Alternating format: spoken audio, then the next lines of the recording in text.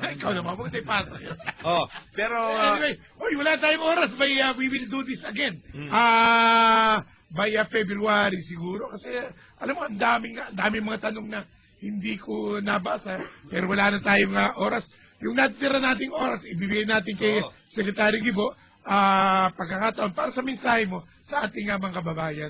Sa ating mga kababayan, palagay ko, ang best message po natin, ipagdadasal po natin na magkaroon ng isang maligaya, makabuluhan, at lubos na Pasko ang ating mga kababayan, lalong-lalo na ang mga nasalanta, ang mga hiwalay sa pamilya ngayon. Sana naman, sa pamamagitan ng panalangin, sa pamamagitan ng pagkakawang gawa, sana tamaan naman sila ng konti ng espiritu ng Pasko. Kasi nararamdaman ho natin 2 araw na lang Pasko, parang medyo, di ba? Parang medyo kulang yung espiritu kaya yung espiritu ng Pasko, tulad po ng nasabi natin, meron tayong konting Christmas gift suggestions. Dahil malilit na bagay lang naman yan sa iyong kaaway, kapatawaran na ng iregalo natin. Sa iyong katunggali, pag-uunawa, di ba? Sa mga tindero, tindera, ako sa iyong customer, tunay na serbisyo. Sa lahat naman ng tao, pagkakawang gawa. Sa isang bata, magbigay na lang tayo ng tunay na halimbawa. Sa lahat naman, sa sarili natin, regaluhan natin ang sarili natin ng dangal at respeto. Yan ho ang Christmas message na pwede ho natin gawin.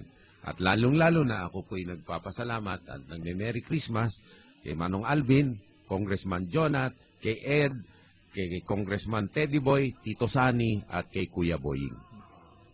Maraming salamat po sana'y mapagbigyan niyo uli kami. Anytime, schedule for meeting. Opo, schedule po ulit natin. Napakahalaga itong mga ganitong usapan at mas naintindihan namin at ng ating mga babae kung ano yung inyong mga programa di gobyerno. Mukhang ang laking bagay para sa ating mga kababayan na naiintindihan itong mga ito. Baik, tayo papaalam na. Wala na tayong oras mga kasama.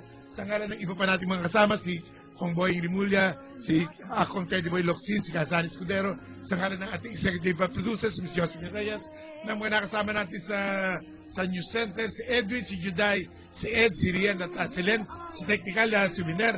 Tapos si Adi Gabino, pasamantala nagpapaalam sa naging imbitang bukas magkarambola ulit tayo. Ngayon, babalik na rin ko naman, Secretary, sa ngalan po ng aking po mga kababayan, dyan po sa lungsod ng Parañaque, binabati po namin kayo na isang maligayang Pasko at isang manigong bagong taon. Ito po, si paring Ed Javier ng Barangay Donggalo, nagsasabing, hanapin po natin ang sunog sa likod ng usok ng mga kontrobersiyang ating inaharap. Maraming salamat po. Maraming salamat po sa mga kababayan natin, siyempre dyan sa Ilocos, na ibang Pasko katakari amin, Apo, kay Manong Rudy Inson, Pangasinan, mga kaibigan natin dyan, at siyempre mga kaibigan natin dito sa Metro Manila at mga kababayan natin dyan sa Romblon at saka Oriental Mindoro, mga kaibigan po natin dyan. Maraming salamat po sa inyo. Siyempre, kay Senator Ray. Langit. At saka siyempre sa ating mga kaguruan, sa ating mga kasama sa Abacada at kasama natin dito sa programa na edukasyon.